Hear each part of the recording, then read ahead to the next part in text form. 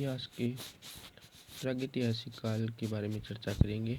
तो प्रागैतिहासिक काल, pre historic period.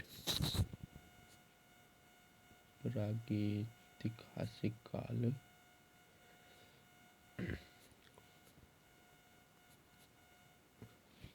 Pre historic period.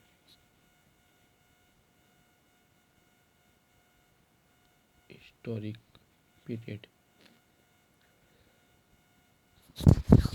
इस काल के बारे में लिखित सामग्री उपलब्ध नहीं है। इस काल को जानने के लिए और जिस काल को जानने के लिए लिखित सामग्री उपलब्ध नहीं होती है उसे प्रागैतिहासिक काल कहते हैं। तो लिखते हैं आगे कि इस काल को जानने के लिए इस काल को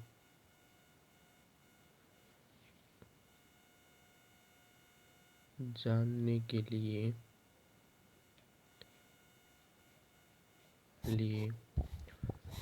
कोई लिखित सामग्री उपलब्ध नहीं है। लिखित सामग्री उपलब्ध नहीं है।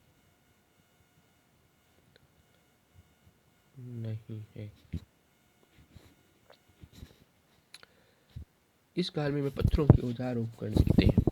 इस काल में पत्थरों के औजार उपकरण मिलते हैं। उस समय औजार है वो पत्थरों के होते थे। इस काल में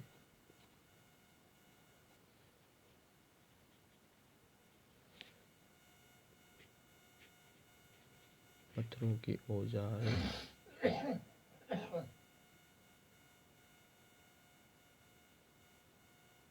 व उपकरण मिलते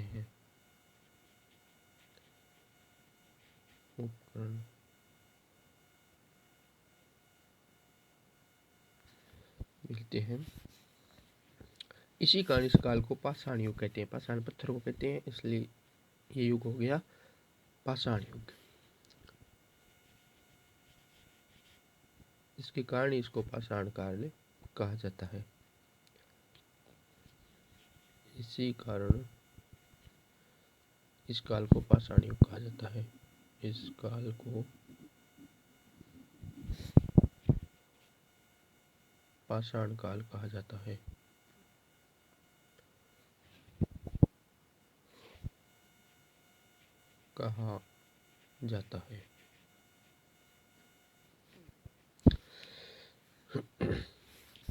इस काल में पहला जो हथियार मिला है वो है हस्त कुठार कुल्हाड़ी, मतलब हाथों से बनी हुई कुल्हाड़ी। इस काल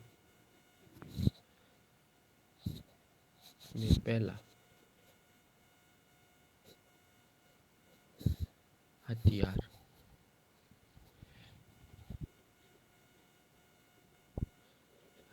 है वो है हाथों से मिली हुई कुल्हाड़ी। पहला हथियार हैंड एक्स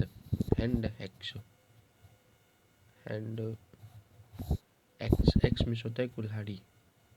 हैंड एक्स है मतलब हस्त कुठार कुल्हाड़ी है। अब क्या है, आगे चलते हैं कि पाषाण काल को भी कितने भागों में बांट सकते हैं। पाषाण युग को भी 3 भागों में बांट सकते हैं। एक भाग है पूरा पाषाण युग, पूरा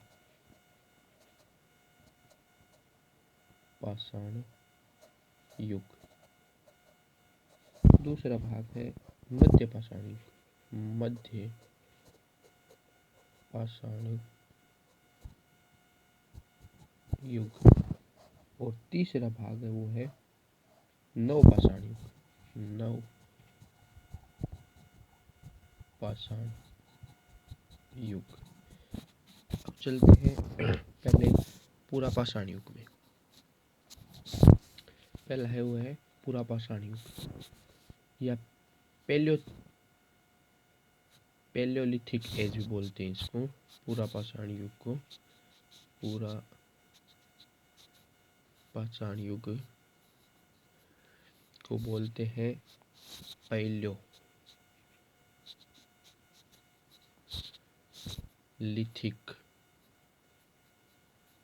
युग भी बोलते हैं, पैलोलिथिक युग। और इस युग में क्या है कि औजार है वो तीखे नहीं थे ज़्यादा। जो औजार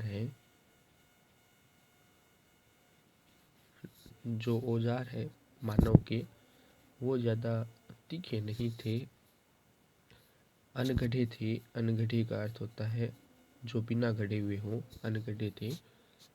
और पत्थरों का प्रयोग होता था। आग का आविष्कार कहाँ हुआ इसमें? उस समय इसी टाइम में आग का आविष्कार हुआ था। आग का आविष्कार है वो था आंध्र प्रदेश के कुर्नूल नामक स्थान पर।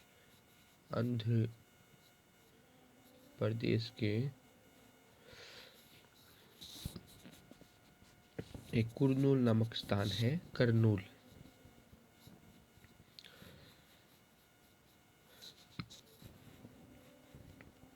स्थान है, वहाँ आग का आविष्कार के साक्ष्य मिले हैं। पूरा पाषाण, पहले लोगों को आग की जानकारी नहीं थी।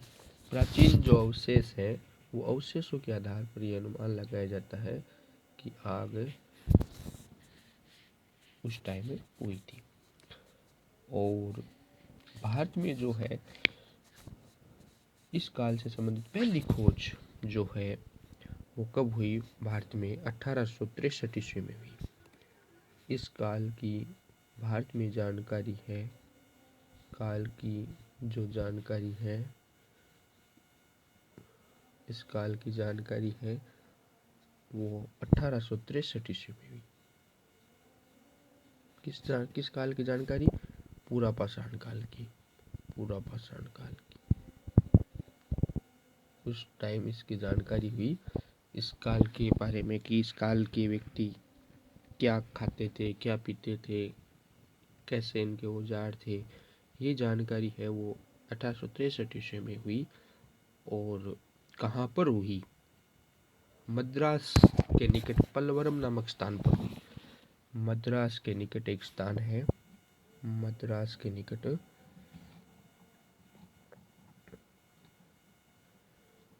स्थान है। और जो अब चेन्नई है, इसका नाम दूसरा चेन्नई है, चेन्नई। और पलवरम नामक स्थान पर हुई, पलवरम, पलवरम, पलवरम नामक स्थान पर हुई। और इस काल की जो संस्कृति है उसके जो अवशेष है, संस्कृति के अवशेष कि कैसी इसकी संस्कृति का अर्थ होता है रहन सहन, रहन सहन, वेशभूषा, खान पान, भाषा। ये इसका पता कहाँ पर चला? तो इनके जो अवशेष है वो मिले, अवशेष मिले संस्कृति के। वो अवशेष है वो सोन नदी घाटी पे मिले। सोहन नदी घाटी, सोहन नदी घाटी, बेलन नदी घाटी, बेलन नदी घाटी और नर्मदा नदी धारा, नर्मदा नदी पर। और भीमबेटका जो एक गुफा है, भीमबेटका, वहाँ पर ये अवशेष मिले थे इस संस्कृति की। और संस्कृति का अर्थ मैंने आपको बता दिया है कि वहाँ की वेशभूषा, वहाँ की भाषा, वहाँ का खान पान, वहाँ का रहन सहन, वहाँ के त्योहार, ये जो संस्कृति के अंतर्गत आते हैं। तो अपना पहला जो पूरा पाषाण काल है वो तो क्लियर हो गया। इसके बारे में थोड़ा हम रिवीजन कर लेते हैं कि इस युग में मानव के अनगढ़े पत्थरों का प्रयोग होता था। आग का आविष्कार आंध्र प्रदेश की कुन्नूर नामक स्थान पर हुआ। भारत में इस काल से संबंधित पहली खोज 1863 ईस्वी में रॉबर्ट ब्रूसफूट ने मद्रास के निकट पलवरम नामक स्थान पर की। पुरापाषाणकालीन संस्कृति अवशेष सोहन नदी घाटी, बेलन नदी घाटी, नर्मदा नदी धारा और भीमबेटका से प्राप्त हुए हैं। अब आता है मध्यपाषाण काल। मध्यपाषाण काल के बारे में हम चर्चा करेंगे। तो ये कुछ इससे अपडेट था। अपडेट का मतलब इससे थोड़े ऊंचे स्तर का था। जो अगला है अपना मध्यपाषाण युग। मध्यपाषाण युग इसको बोलते हैं मीजोलिथिक एज। मीजोलिथिक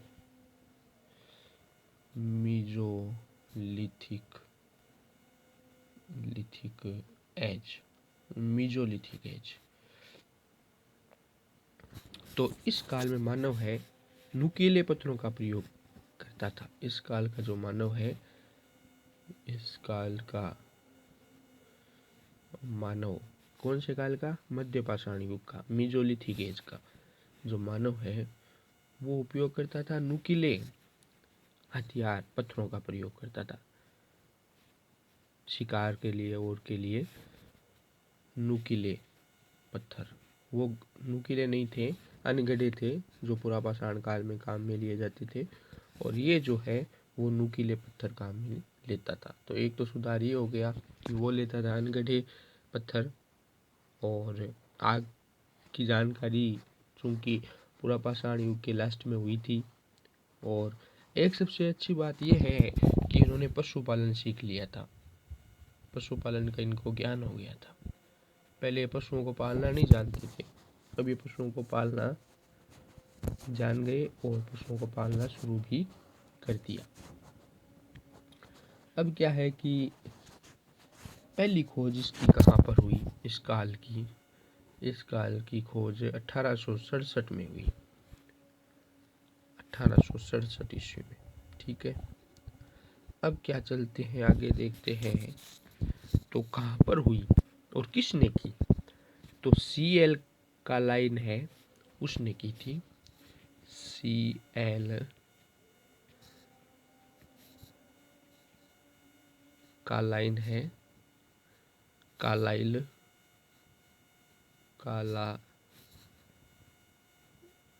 ने की थी और विंध्याचल पर्वतमाला के आसपास की थी। विंध्याचल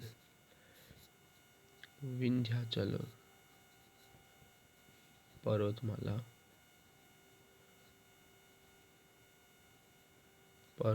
के आसपास की थी। अब हमें ये क्या पता चला, कैसे पता चला? क्योंकि हम चूंकि उस टाइम थे ही नहीं कि इन्होंने पशुपालन सीख लिया था। यह हम अवशेषों से ही पता लगा सकते हैं, क्योंकि इसकी कोई लिखित सामग्री तो उपलब्ध है नहीं अपने पास कि इससे हम पढ़ ले। इसके साक्ष्य ही है, साक्ष्य के आधार पे ही ये प्रागैतिहासिक काल का जो पूरा का पूरा जो मैटर है वो अपन सीख सकते हैं। तो साक्ष्य कहाँ कहाँ मिले, कौन कौन सी जगह इसके साक्ष्य मिले कि ये पशुपालन करना जान गए थे, पशुपालन करना वो सीख गए थे? तो इनके जो साक्ष्य है वो एक आदमगढ़ है, जो कि मध्य प्रदेश में पड़ता है। आदमगढ़ वहाँ से ये सीखा, जो मध्य प्रदेश में पड़ता है। मध्य प्रदेश में। दूसरा जो साक्ष्य है वो बागोर, जो कि राजस्थान में ही है। बागोर भीलवाड़ा में पड़ता है, जो राजस्थान में। भीलवाड़ा राजस्थान में है। और भी कई जगह है। और इसके जो मानव के अवशेष भी मिले हैं वो कहाँ मिले हैं? देखो, मानव के अस्थि पंजर या जो कंकाल है, मानव के अस्थि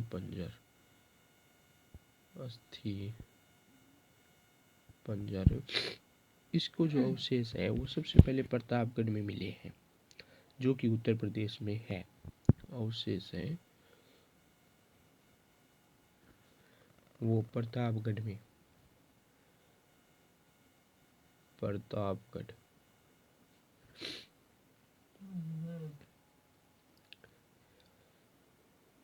जो कि उत्तर प्रदेश में है। एक प्रतापगढ़ राजस्थान में भी है, लेकिन ये जो प्रतापगढ़ है वो उत्तर प्रदेश वाला है। और इसमें कौन कौन से स्थान पर है? जो स्थान है वो एक तो है सराय नाहर, सराय नाहर, और जो दूसरा जो स्थान है वो है महदहा, महदहा नामक स्थान है, वहां से प्राप्त हुए हैं, स्थान से प्राप्त हुआ है, प्राप्त हुआ है। तीसरा जो युग है वो है नवपाषाण युग, जिसको नियो में होता है नया, नियोलिथिक एज बोलते हैं। नियोलिथिक एज, नियोलिथिक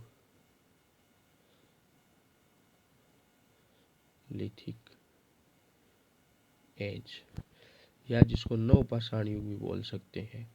नवपाषाण युग, इस युग की भी जानकारी कर लेते हैं। इस युग में क्या क्या तरक्की कर ली थी। हर युग में कुछ न कुछ बदलाव हुआ है, कुछ न कुछ तरक्कियां की है उन्होंने। तो इस युग में पहले युग में आग का आविष्कार हुआ। पूरा पाषाण युग में आग के बारे में वो लोग नहीं जानते थे, उन्होंने ये जानकारी हासिल की। और जो मध्य पाषाण युग है उसमें उन्होंने पशुपालन सीखा। और पूरा पाषाण काल में पत्थरों का प्रयोग, घिसे पिटे पत्थरों का प्रयोग करते थे, तीखे पत्थर नहीं होते थे। इसमें तीखे और नुकीले पत्थरों का उपयोग उन्होंने शुरू कर दिया। पशुपालन उन्होंने करना शुरू कर दिया। नवपाषाण युग में क्या है कि इसने मानव ने खेती भी करनी शुरू कर दी। नियोलिथिक जो एज है उनमें उन्होंने खेती भी करनी शुरू कर दी। इस युग में उन्होंने खेती करनी शुरू कर दी। एक बदलाव तो ये है खेती करना, उन्होंने खेती करना शुरू कर दिया। दूसरा जो है वो मोस्ट इम्पोर्टेंट है, उन्होंने पहिए का आविष्कार कर लिया। पहिए का आविष्कार, पहले पहिए का पता नहीं था उनको, लेकिन उन्होंने पहिए का आविष्कार कर लिया। पहिए का आविष्कार, ये इसकी उपलब्धि थी, पहिए का आविष्कार। फिर क्या है, इस काल की खोज कैसे हुई? जैसे मान लो कि जो पूरा पाषाण है उसकी जो खोज है वो हुई 1863 में। और कौन से स्थान पर हुई? पलवरम नामक स्थान पर हुई। और जो मध्य है उसकी जो खोज है वो हुई थी विंध्याचल पर्वत के आसपास और 1867 ईस्वी में। और जो कालाइल है, CL कालाइल, इसने इसकी खोज की। ठीक उसी प्रकार अपन चलते हैं नवपाषाण में। तो नवपाषाण है वो, नवपाषाण की जो खोज है, नवपाषाण की जो खोज है वो कब हुई? वो हुई 1860 ईस्वी में। 1860 में ही पता चल गया था, 1860 में इसकी खोज हुई। और जो खोज है वो किसने की? खोज की थी, नाम तो नहीं बताया हुआ है किस आदमी ने इसकी खोज की, लेकिन इसकी खोज की, हाँ सॉरी, लेन मेस्वेयर ने, लेन में सूरियर ने, लेन में सूरियर ने, सूरियर। देखो एक बात इसकी मोस्ट इम्पोर्टेंट है, पूरी की पूरी जो खोज है जो काल की है वो अंग्रेज़ों ने की थी। क्योंकि चूंकि अंग्रेज उस टाइम अपने देश में आ चुके थे, तो उन्होंने, अंग्रेज़ों ने ही खोज की थी। ये भी बात है। देखो भारतीय वैज्ञानिक या भारतीय जो शोधकर्ता या जो भी है, उन्होंने कोई, किसी ने ही खोज नहीं की। पहली जो की थी वो रॉबर्ट ब्रूसफुट था, तो वो भी अंग्रेज ही था। दूसरी जो खोज की थी वो थी CL कालाइल, वो भी अंग्रेज ही था। और तीसरी जो खोज की लैनमे सूरियर, वो भी अंग्रेज ही था। तो अब आते हैं कि कहाँ कहाँ पर इनकी खोज हुई, कहाँ कहाँ पर इन्हें साक्ष्य ढूंढे। क्योंकि लिखित तो कोई इतिहास था नहीं, लिखना पढ़ना तो वो जानते नहीं थे। इसलिए उनके जो बचे कुछ मतलब है पॉइंट, उनके जो बिंदु, साक्ष्य जो छोड़ के चले गए कुछ, उसी आधार पर उन्होंने अनुमान लगाया और उसी आधार पर उनकी संस्कृति के बारे में ज्ञान दिया लोगों को। तो जो खोज है वो क्या कहाँ कहाँ हुई, एक तो टोंस नदी घाटी पे अवशेष मिले थे। टोंस नदी घाटी पे इनके जो अवशेष है वो मिले थे, वो उत्तर प्रदेश में है। उत्तर प्रदेश में टोंस नदी घाटी है जो उत्तर प्रदेश में है। दूसरे जो अवशेष मिले थे वो राजस्थान के ही आसपास थे, राजस्थान में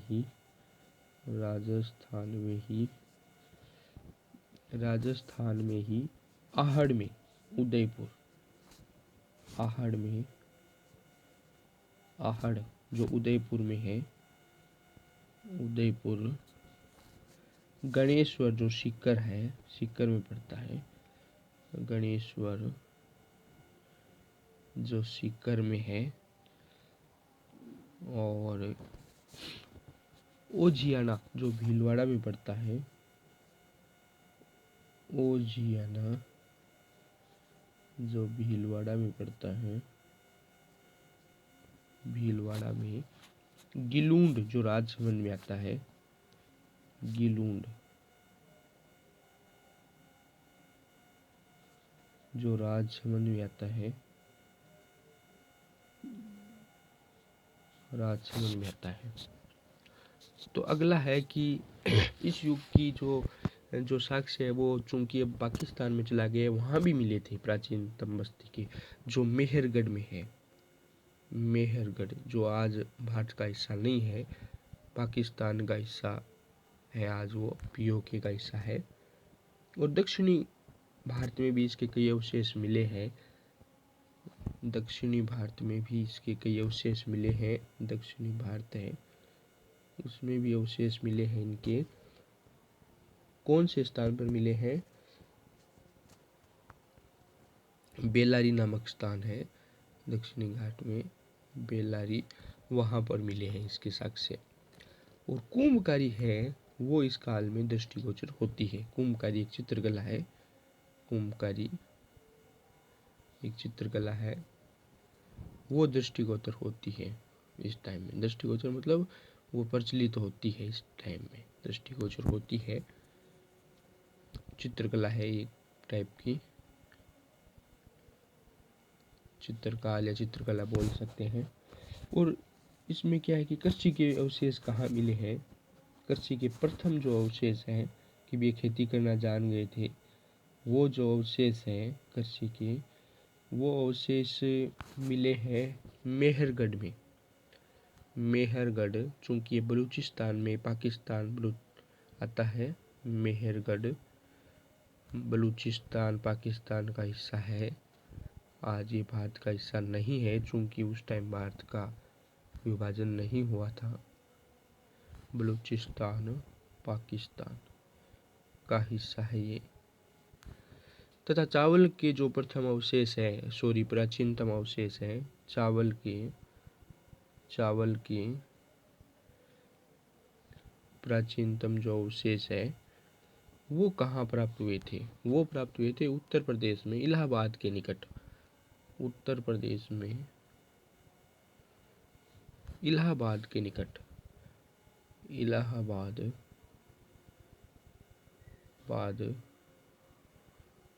के निकट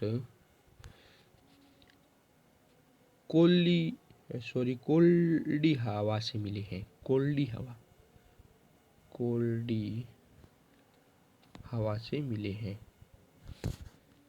से मिले हैं, कोल्डी हवा से मिले हैं।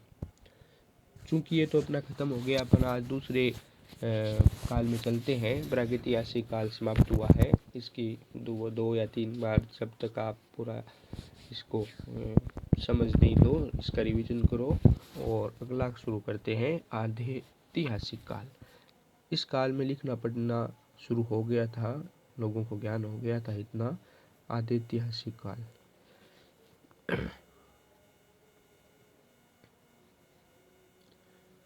आध्यैतिहासिक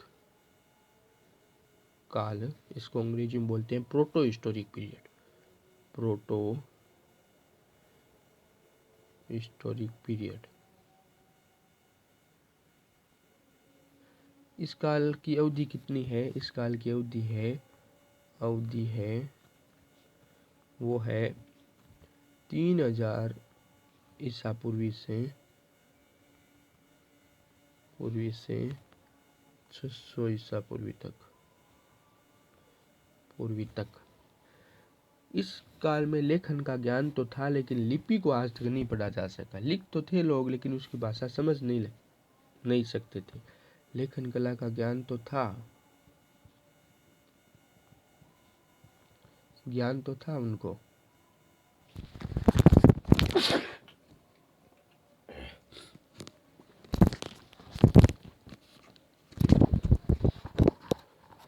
ज्ञान तो था, लेकिन वो लिखना पढ़ना नहीं जानते थे, पढ़ नहीं सकते इनके कोई लिपि को। इन्होंने ऐसा लिख दिया जो कोई पढ़ नहीं सका। आज तक पढ़ने का ज्ञान नहीं है। ज्ञान था, लेकिन इस लिपि को आज तक पढ़ा नहीं जा सका है। लिपि को आज तक पढ़ा नहीं जा सका है। और इसकी जो मेन है संबंध है वो भारत में स्थित सिंधु घाटी सभ्यता से है। आदि ऐतिहासिक काल है। इसका संबंध क्या आपने सुना होगा, सिंधु घाटी सभ्यता। इसका जो संबंध है वो सिंधु घाटी सभ्यता से है। सिंधु घाटी सभ्यता से है आदि ऐतिहासिक काल का। आदि ऐतिहासिक काल का जो संबंध है वो सिंधु घाटी सभ्यता से है। और गैरिक व कृष्ण लोहित मृद भांड मतलब मिट्टी के बने हुए जो बर्तन है वो इसी संस्कृति से संबंधित है। गैरिक व कृष्ण लोहित काली मिट्टी। कृष्ण लोहित का मतलब होता है काली मिट्टी। लोहित मृद भांड मिट्टी के बर्तन। मृद भांड मिट्टी के बर्तन की जो संस्कृति है तो इस काम से ही संबंधित है। इस काम से ही संबंधित है।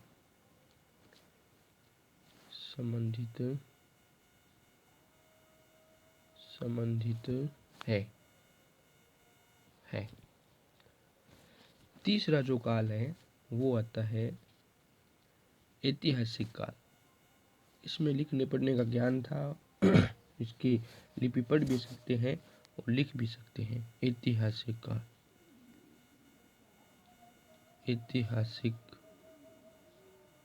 काल ये काल था 600 ईसा पूर्व के पश्चात का।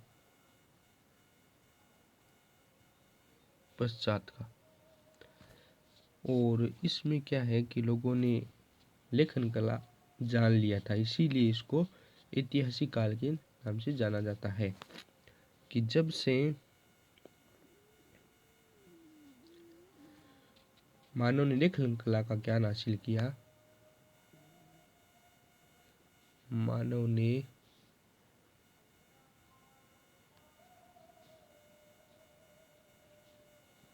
लेखन कला का ज्ञान हासिल किया,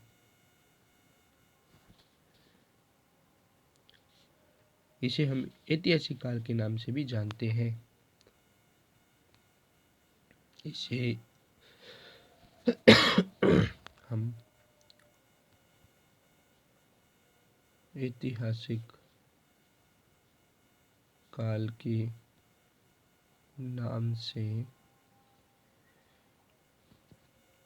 भी जानते हैं। तो अपने यहाँ 3 वीडियो जो कर दिए हैं वो है भारतीय इतिहास का जो पहला जो भाग है वर्गीकरण है, उसमें प्रागैतिहासिक काल या पाषाण काल हमने कंप्लीट कर लिया 3 वीडियो में, और आदि ऐतिहासिक काल कंप्लीट कर लिया और ऐतिहासिक काल कंप्लीट कर लिया। अब हम अगले वीडियो में मानव का कैसे विकास हुआ, सबसे पहले मानव कैसा था शुरू में और धीरे धीरे उसमें क्या क्या बदलाव आए, उसके बारे में नेक्स्ट वीडियो में चर्चा करेंगे। तब तक के लिए आपको धन्यवाद।